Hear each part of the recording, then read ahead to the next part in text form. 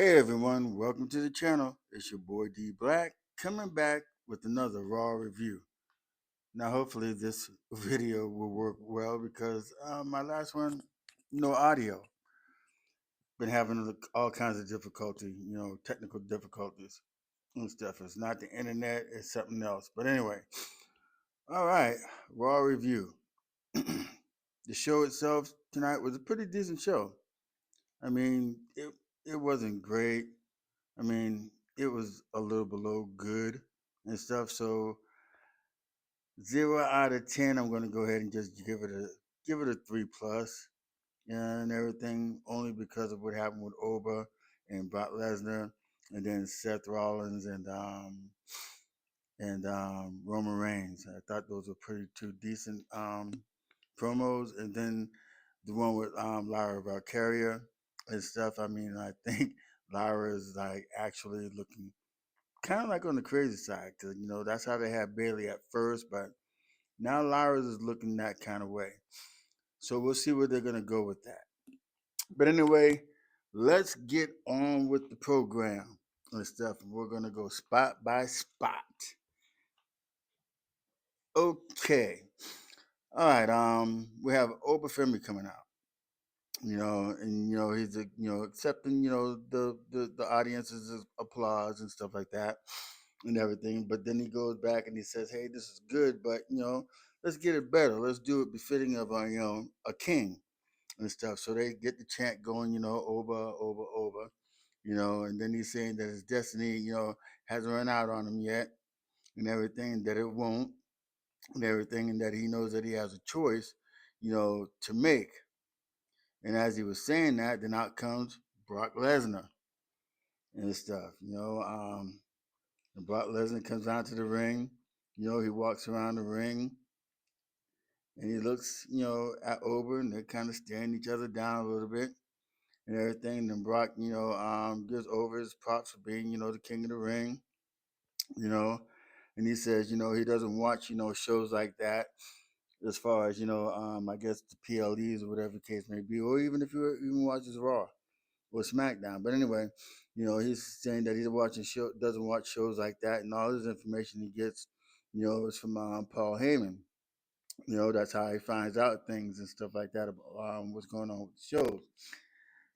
Excuse me. And then he goes on and tells Oba, that Brock told him that he was talking a lot of crap about him and stuff. Saying that he was calm and saying that he was a coward. Even said that he was a bee and stuff. Then tells Oba, you know, um, if you talk the smack, you're gonna get hit. Basically, he said if you talk ish, you're gonna get hit. And then he kicks Oba between the legs and stuff. And then he picks him up and he F bombs, F5s, Oba and stuff. And then they go and like walking out of the ring and stuff. And as they getting as him and Paul Heyman, up the corridor, then Oba sits up and everything, and he says, "Look, you do what you keep doing and everything, stabbing people or jumping people, doing moves where like that." But then he said, "Look, I'm in front of you, and I'm here now." And he said, "You're still a B." So he calls Brock Lesnar a B in his face, and he tells him at SummerSlam, you know, that's who he wants to face and stuff. And then Brock Lesnar says he accept, but with one condition, that the match is in a Hell in a Cell.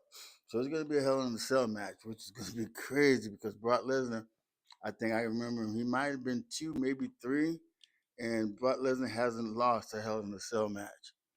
So it's going to be interesting, see how Oba Femi, works in that environment and stuff. I mean, he's still freshening up off of NXT and everything, but hell, he had a hell of a reign in NXT too. So I'm sure to see how this. I'm anxious to see how this is gonna pan out.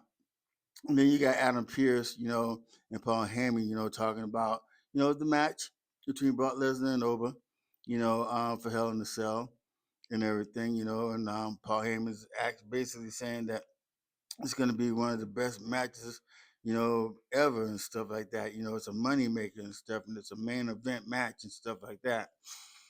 and Adam Pierce is eating up and say, yeah, yeah, yeah, and everything. And then Austin's Theory comes up. He comes out and he says, he's talking to Paul Heyman and says, where he's been and everything. He says he's been trying to call him and everything. And Paul Heyman is not answering his phone calls or anything like that. And then he tells Paul Heyman, does he know that he has a match and everything? Is he going to be walking out, to the ring with him and everything? And then Austin's Theory tells Paul Heyman, like, hey, I didn't even know that you was here and stuff. And then Paul Heyman looks at Austin Theory and says, you didn't know I was here? He says, no. And then he says, well, now you know. And then walks off from him. He walks off from Austin Theory. Now, I mean, I understand they got injuries, in the vision and stuff like that, and it's crazy. But they just destroyed Austin Theory. Where can he go from there? Where can he go right now? I mean, there's no Braun Breaker. He just had that crazy match at Night of Champions with Seth Rollins. Busted his eye open and stuff. So where's this gonna go? What's Austin Theory gonna do? Paul, Logan Paul, he can't wrestle. His arms all messed up and stuff. But anyway, during that segment, Adam tells Austin Theory to hold on. He'll be right back. And then he looks at Austin Theory and says, no, he won't and stuff. Then he calls off Oba. And Adam Pierce is talking to Oba and asking Oba, is he sure about, the match with Brock Lesnar, at SummerSlam and it being in Hell in the Cell.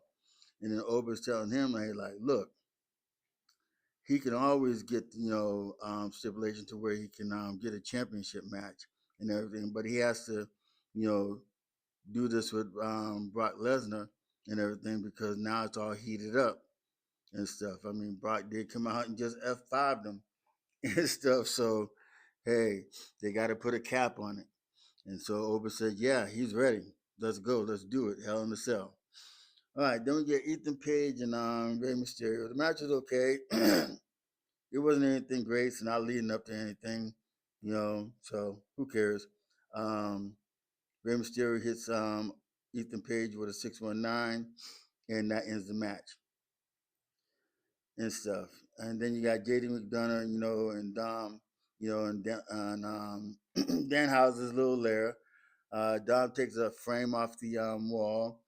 It's like a frame with with the shirt in it. And so Dom takes a picture with them. So I guess they're taking the shirt, from the New York Knicks, who won the championship. Then you get to the ring, and there's Joe Hendry and stuff. So you're figuring that Joe Hendry's going to have a concert or whatever and do some stupid singing or whatever the case may be. But anyway, he calls out the Street Profits and everything. He announces them as the World Tag Team titles and tells them to come on down. And they come on down. The Montez Ford starts, thanking, the fans and everything. And he's thanking the WWE Universe, thanking Seth Rollins and everything for all the support for them, winning the tag team championships and stuff. And then Angelo Dawkins, says that, now that they're champions and everything, they can take the vision and put them in the rear view mirror and move on to bigger and better things and stuff. But yet before they go, they say that Joe Henry has something, for them. So they break off. So Joe Henry breaks off his song and stuff, and he's talking about um, but Braun Breaker, losing to Seth Rollins, and then Austin Theory. I'm not Austin Theory, but Logan Paul having the injury to his arm, and then they start dogging him out with a song about Austin Theory and stuff and everything.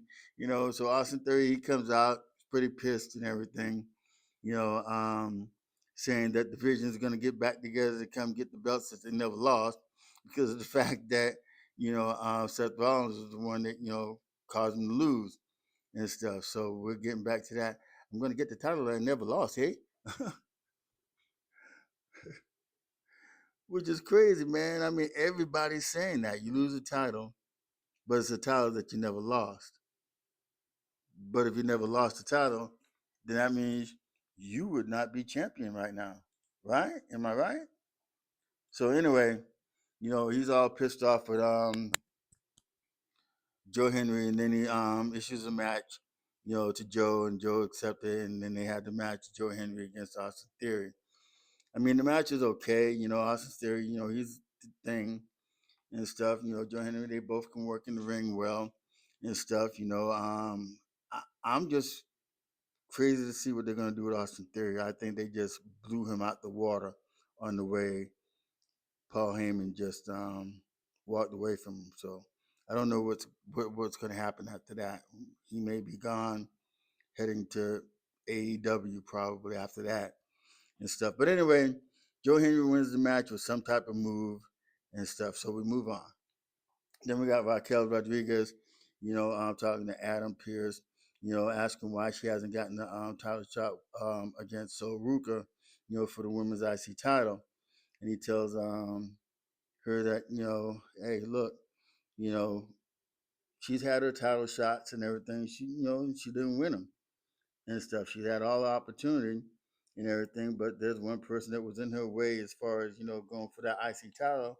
It was Maxine Dupree and stuff like that. So they set up with, a match between Maxine Dupree and Raquel Rodriguez and stuff,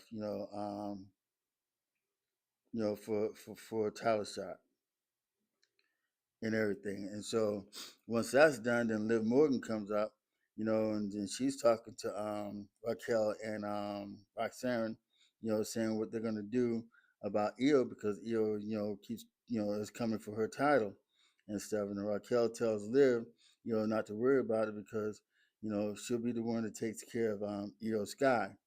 And then they all walk off, and then Io Sky comes out to the ring, because ceremony for her winning, Queen of the Ring and stuff like that. And then she gets in the ring and she says that she did, tell Liv Morgan that she would be coming after her title, you know, um, at SummerSlam and stuff.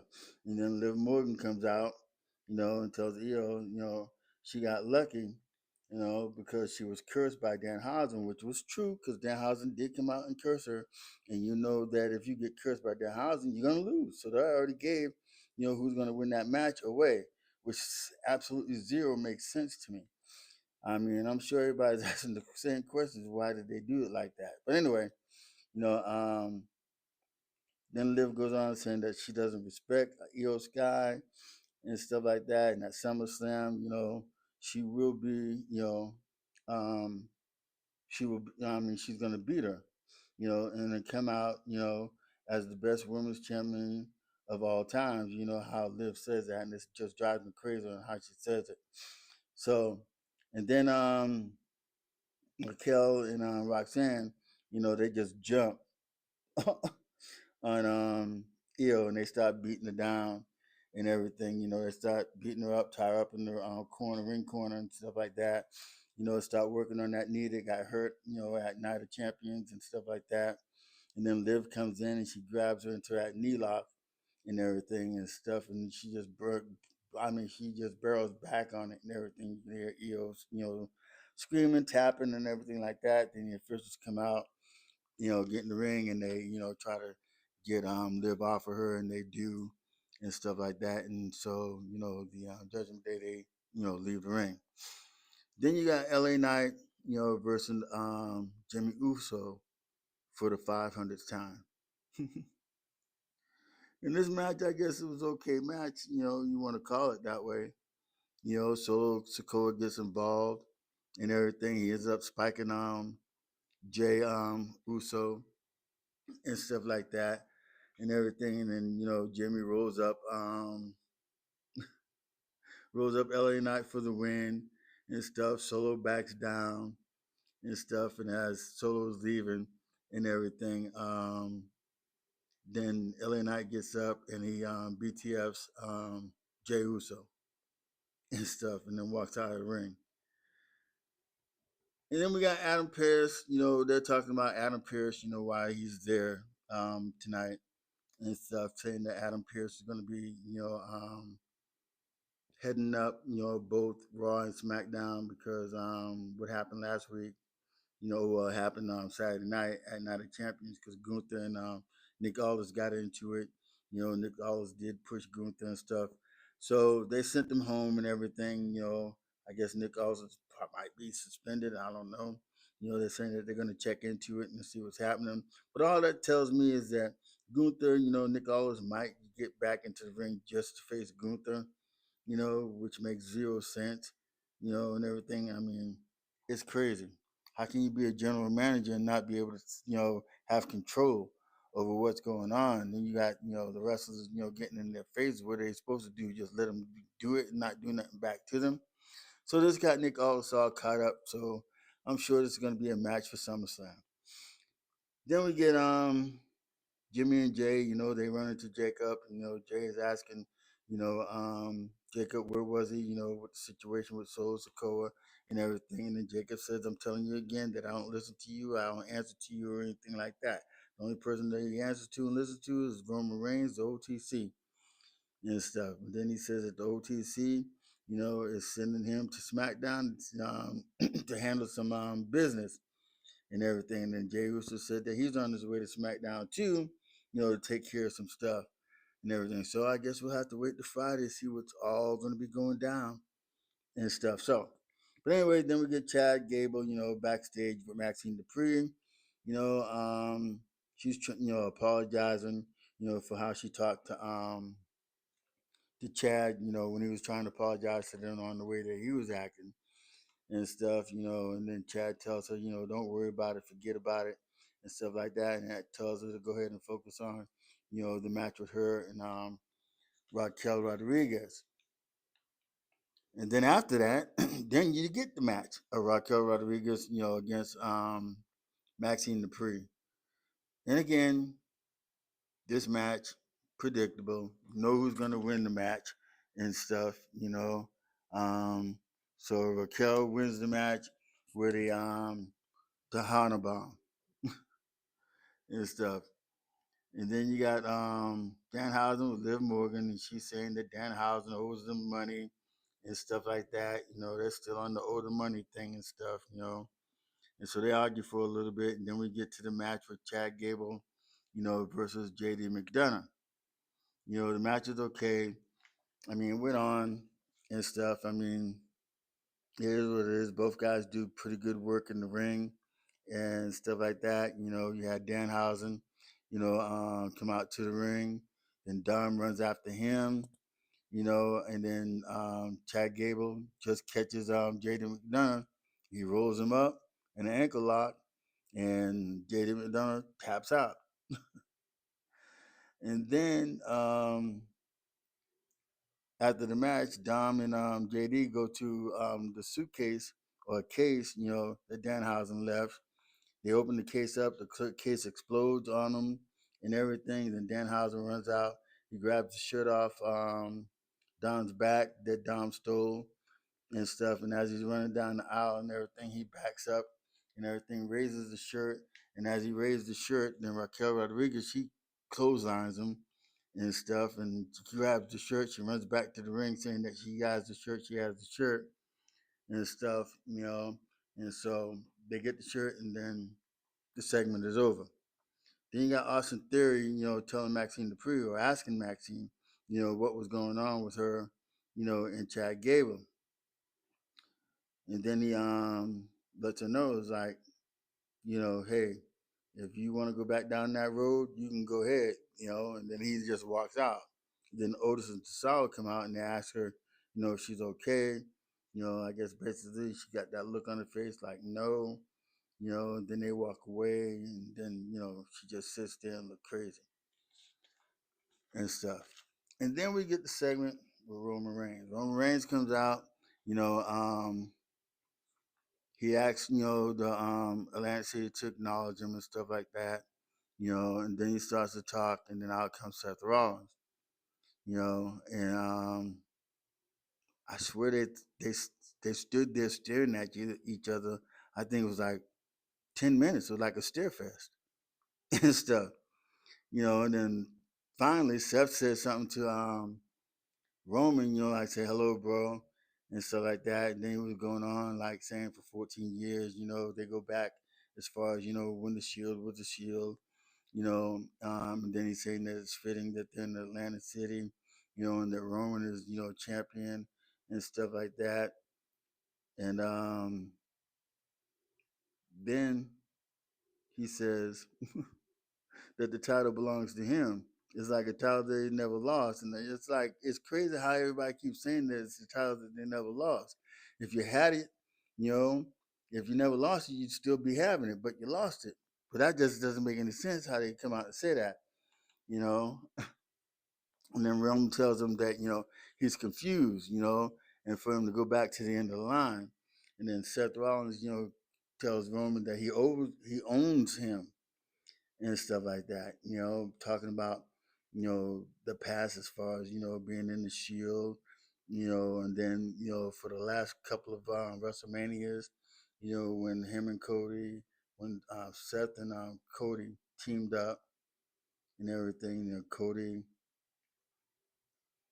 won the title from Roman Reigns and stuff, But then again, Roman's been in WrestleMania. I think he's main evented at least 8 or 9 WrestleManias. I know he's been in quite a few of them and stuff like that. But anyway, Seth started giving him his props about, that as far as all the, his accomplishments and everything when he was, had the undisputed title, and he held the title for about 3 years and stuff like that, even though it was through the COVID and stuff like that and bringing things through the COVID and stuff, and then he, says that, without him, Seth wouldn't. I mean, Roman wouldn't have been doing a lot of things. And then he tells Roman that he has accomplished a lot of things and stuff, and he's done everything.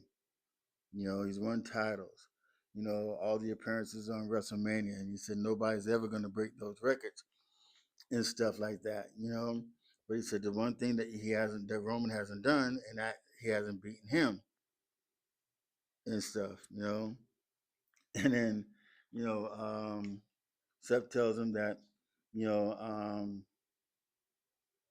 if he doesn't accept the challenge, tells Roman if he doesn't accept the challenge, that he will never be, over it because, the ghost will always haunt him of Seth Rollins and stuff, knowing that if you go out and he doesn't win and stuff, he'll go out in his career and everything of what he hasn't accomplished, and that was not beating Seth Rollins. So that already tells you the storyline of what's going to happen and how the outcome is going to be.